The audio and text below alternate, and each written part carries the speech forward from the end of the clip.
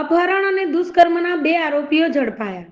દાંતીવાડા તાલુકાના વાઘરોડ 4 રસ્તાથી ભટામલ જતા રોડ પર ગત તારીખ 1 ડિસેમ્બરની સાંજે એક યુવતીનું ઇકો ગાડીમાં આવેલ અજાણ્યા ઈસમોએ બળજબરીપૂર્વક અપહરણ કરવામાં આવ્યું હતું અને તેને અજાણી જગ્યાએ લઈ જઈ 2 ઈસમો દ્વારા તેની મરજી વિરુદ્ધ બળજબરીપૂર્વક દુષ્કર્મ આચરી જાનથી મારી નાખવાની ધમકી આપી હતી. દરમિયાન રાત્રિના સમયે યુવતી તકનો લાભ ઉઠાવી આરોપીઓ પાસેથી ભાગીને ગઢ નજીક પેટ્રોલ પંપ પર આવીને બનાવ અંગે પોલીસને જાણ કરી હતી. બનાવ અંગે દાંતીવાડા પોલીસ મથકે ગુનો દાખલ થતા એલસીબી પોલીસે અપહરણ બાદ દુષ્કર્મના ગુનાનો ભેદ ઉકેલવા જુદી જુદી 15 ટીમો બનાવીને 500 થી વધુ સીસીટીવી કેમેરા ચેક કરી તેમજ ટેકનિકલ સર્વેલન્સ અને હ્યુમન સોર્સના આધારે ગુનામાં વપરાયેલ ગાડીને શોધવા 15 થી વધારે સીએનજી પંપ ચેક કરીને ઇકો ચાલકના વિનસિંગ ઉર્ફે વિનુસિંગ કનુસિંગ સોલંકી અને વાલસિંગ ઉદયસિંગ સોલંકી બંને રહે સામઢી તાલુકો પાલનપુર વાળાને ઝડપી પાડીને ઇન્ટ્રોગેશન તેઓની અપહરણ અને દુષ્કર્મમાં સંડોવણી બહાર આવતા બંને આરોપીને ઝડપી પાડીને તેમની સામે આગળની કાર્યવાહી હાથ ધરવામાં આવી હતી. 2024ના રોજ દાંતીવાડા પોલીસ વિસ્તારના વાઘરોડ ગામની સીમમાં એક મહિલા સાથે 2 ઈસમોએ દુષ્કર્મ કર્યાની પોલીસને માહિતી મળતા પોલીસની તમામ ટીમો તાત્કાલિક ઘટનાસ્થળે પહોંચી જાય છે. આ વસ્તુની જાણ થતાં જ અમારી એલસીબી, એસઓજી અને સાયબરની ટીમ અને પેરોલ ફર્મની ટીમને બી અમે ઘટનાસ્થળે મોકલી આપીએ છીએ.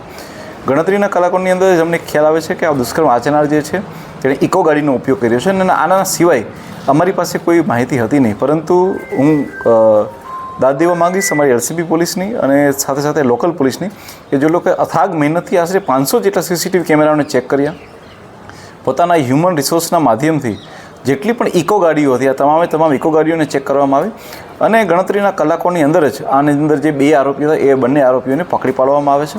જે બંને આરોપીઓ છે તેનું નામ છે અનુક્રમે વિનસિંગ ઉર્ફે વિનુસિંગ કનુસિંગ સોલંકી રહે સખરાણી મોટાવાસ પાલનપુર.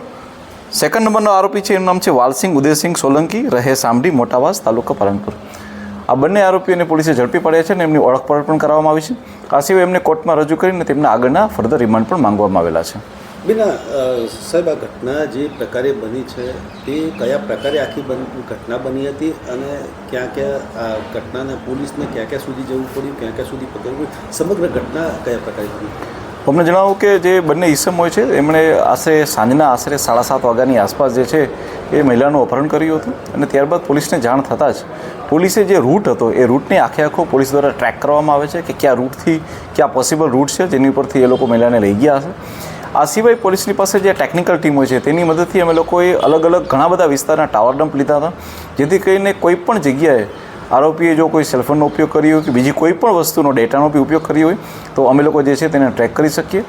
આ ઉપરાંત જોતાં અમે લોકો સીસીટીવી કેમેરા, હ્યુમન રિસોર્સના માધ્યમથી હું દાદ દેવા માંગીશ અમારી જિલ્લા ટ્રાફિક પોલીસની બી કે જે લોકોએ સમગ્ર જિલ્લાની તમામ ઇકો ગાડીઓનું રજિસ્ટ્રેશન ચેક કર્યું, તેના માલિકોની ઓળખ કરી અને આ સિવાય અનેક ફોટોગ્રાફ્સને મહિલાઓની સાથે દેખાડવામાં આવી અને ત્યારબાદ આ બંને આરોપીઓને પોલીસ દ્વારા જે છે એ ગણતરીના કલાકોમાં જ એ લોકોને અટક કરવામાં આવ્યા.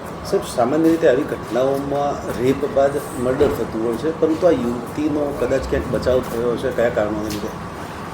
અમને જણાવું કે જ્યારે અપહરણ કરવામાં આવે છે ત્યારે એમનો કોઈ એવો મોટિવ હતો નહીં કે એમનું મર્ડર કરું, પરંતુ યુવતી બી ઘણી બ્રેવ હતી. એને જ્યારે મોકો મળે છે ત્યારે તુરંત જ ભાગી અને એ આવી જાય છે અને ત્યારબાદ અમને એ જાણ કરે છે કે એ આવી રીતના એ ભાગીને આવી ગઈ છે જેથી કરીને યુવતી બચી જાય છે.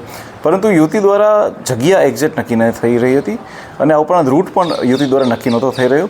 પરંતુ પોલીસે અલગ ઘણા માધ્યમોથી આની અંદર હું આપણને કહેવા માંગીશ કે અમારા પ્રોફેશનલ આઈપીએસ છે, પ્રોફેશનલ આઈપીએસે બી ખૂબ મહેનત કરી. એ ખુદ મહિલા છે, સાયકેટ્રિક મહિલા ડૉક્ટરનો બી કોન્ટેક્ટ કરવામાં આવ્યો અને આ બધા જ સંયુક્ત પ્રયાસોના માધ્યમથી